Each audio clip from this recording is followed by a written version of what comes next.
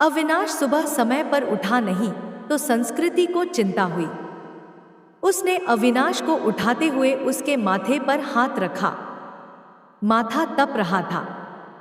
संस्कृति घबरा उठी। अविनाश को तेज बुखार था। 2 दिन से वह खांस भी रहा था। संस्कृति ने कल इसी वजह से उसे ऑफिस जाने से मना कर दिया था, मगर आज तेज बुखार भी था। उसने जल्दी से अविनाश को दवा खिलाकर माथे पर ठंडे पानी की पट्टी रखी। संस्कृति और अविनाश की शादी को अभी ज्यादा वक्त नहीं गुजरा था। 2 साल ही हुए थे। पिछले साल तक सास-ससुर साथ में रहते थे, मगर कोरोना में संस्कृति की जेठानी की मौत हो गई तो सास-ससुर बड़े बेटे के पास रहने चले गए। उसके बाद कोरोना का प्रकोप बढ़ता ही गया। पिछले कुछ समय से टीवी चैनल्स पर दिल्ली के अस्पतालों में कोरोना से जूझने वालों की हालत देखकर वह वैसे भी परेशान थी। कहीं वेंटिलेटर नहीं तो कहीं ऑक्सीजन नहीं। मरीजों को अस्पतालों में बेड तक नहीं मिल रहा था। ऐसे में अब उनका क्या होगा, यह सोचकर ही वह काम उठी। जल्दी से उसने माँ को फोन लगाया। माँ, अविनाश को सुबह से बहुत तेज बुखार है, क्या करूं? बेटा, यह समय ही बुरा चल रहा है। राजू भी कोरोना पॉजिटिव है, वरना उसे भेज देती। हम खुद उसकी देखभाल में लगे हुए हैं। तू ऐसा कर, जल्दी से डॉक्टर को बुला और दवाएं शुरू कर। हाँ माँ, वह तो करना ही होगा। मेरी सास की भी तबीयत भी सही नहीं चल रही है, वरना जेठ जी को ही बुला लेती। घबरा नहीं बेटी, धैर्य से काम ले, सब ठीक हो जाएगा, माँ ने समझाने का प्रयास किया। संस्कृति ने पति का कोरोना टेस्ट कराया। तब तक फैमिली डॉक्टर से पूछकर दवाएं भी देती रही। इस बीच अविनाश की हालत ज्यादा खराब होने लगी तो वह उसे लेकर अस्पताल भागी। 2 अस्पतालों से निराश लौटने के बाद तीसरे में मुश्किल से बेड का इंतजाम हो सका। सास-ससुर और जेठ भी दूसरे शहर में थे, सो मदद के लिए आ नहीं सके। वैसे भी दिल्ली में लॉकडाउन लगा हुआ था। रिश्तेदार चाहकर भी उसकी मदद करने नहीं आ सकते थे। आस पड़ोस वालों ने कोरोना के डर से दरवाजे बंद कर लिए।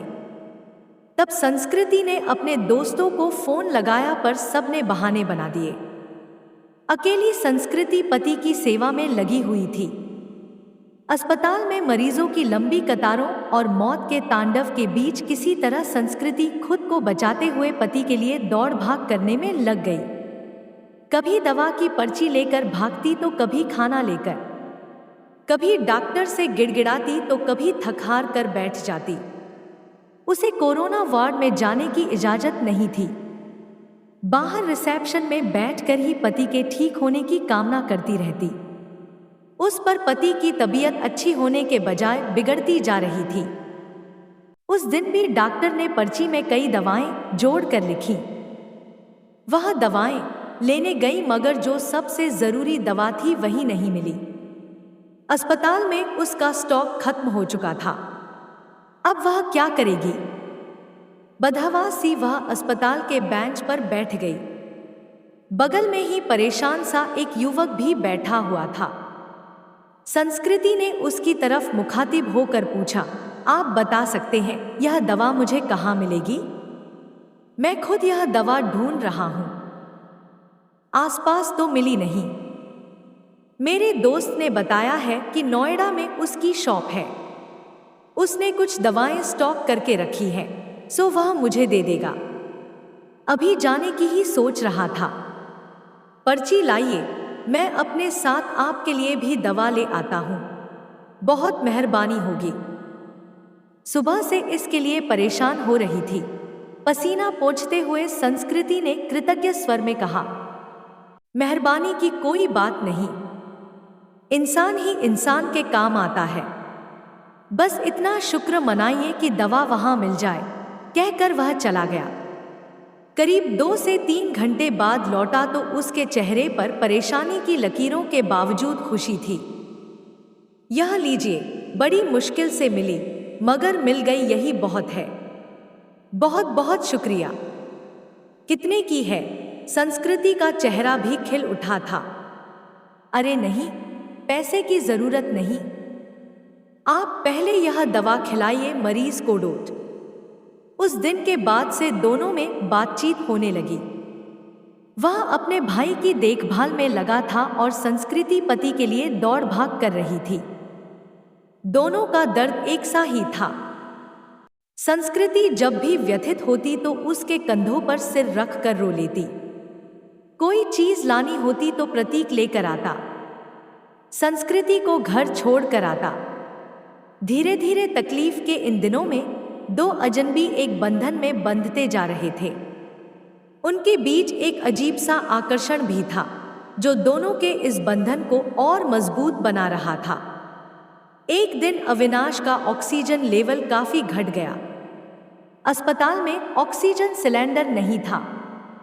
तब प्रतीक ने यह जिम्मेदारी अपने ऊपर ले ली। पूरे दिन कड़ी धूप और गर्मी में लाइन में लगकर आखिर वह ऑक्सीजन सिलेंडर लेकर ही लौटा था।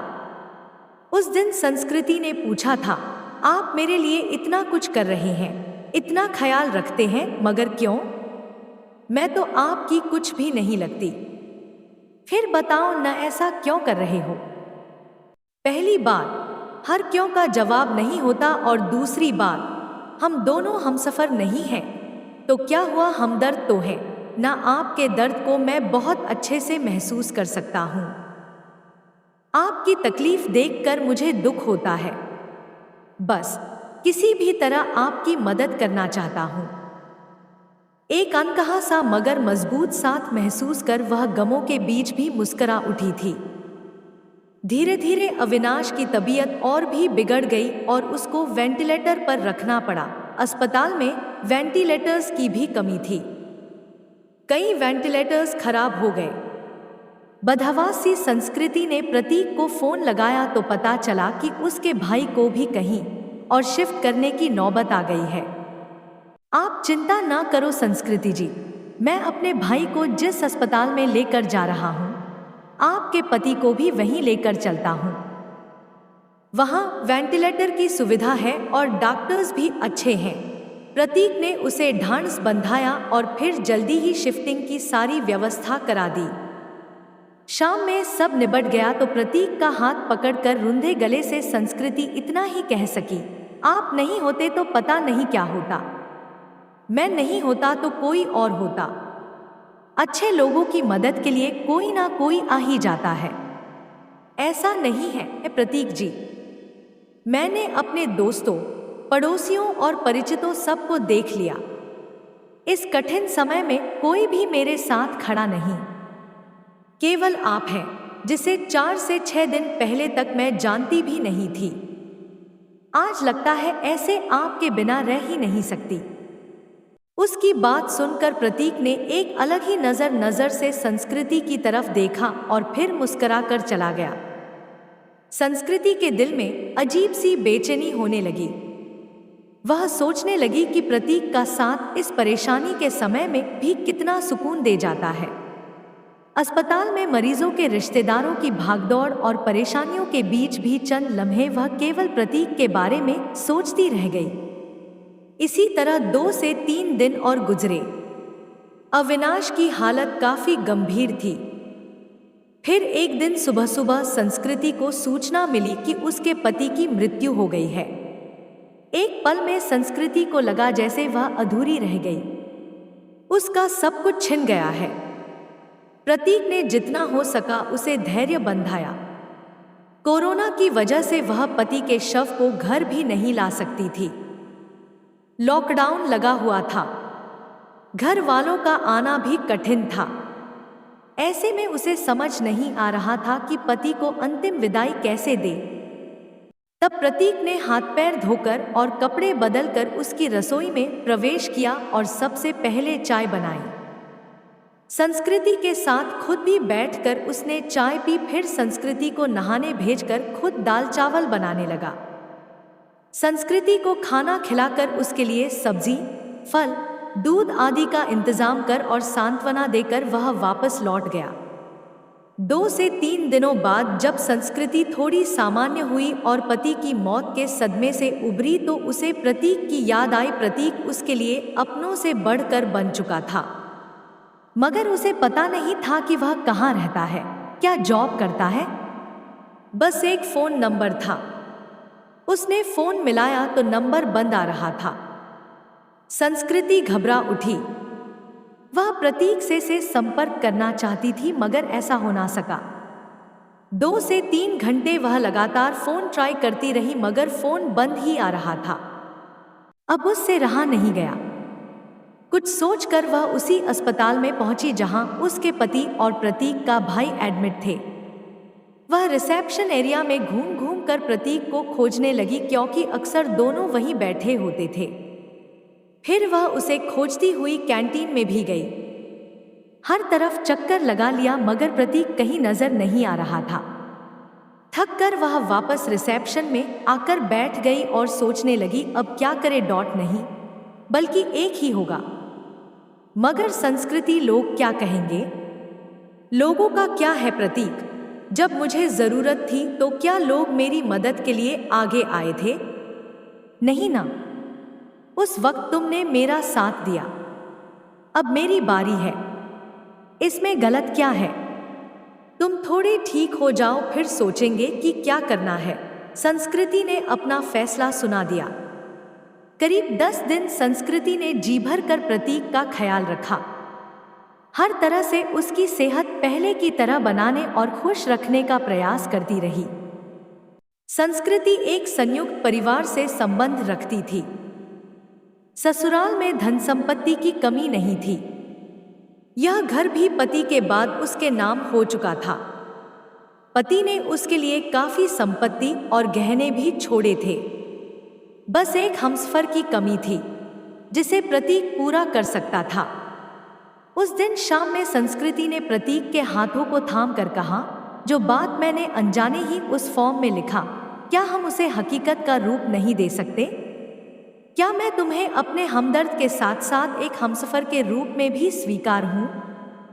मुझे लगता है संस्कृति की अब यह बात कहना फजूल है। मतलब यह कि तुम ऑलरेडी मेरी हमदर्द और हमसफर बन चुकी हो। हम हमेशा साथ रहेंगे। तुमसे बढ़कर कोई और मेरा ख्याल नहीं रख सकता, कहकर प्रतीक ने संस्कृति को गले से लगा लिया।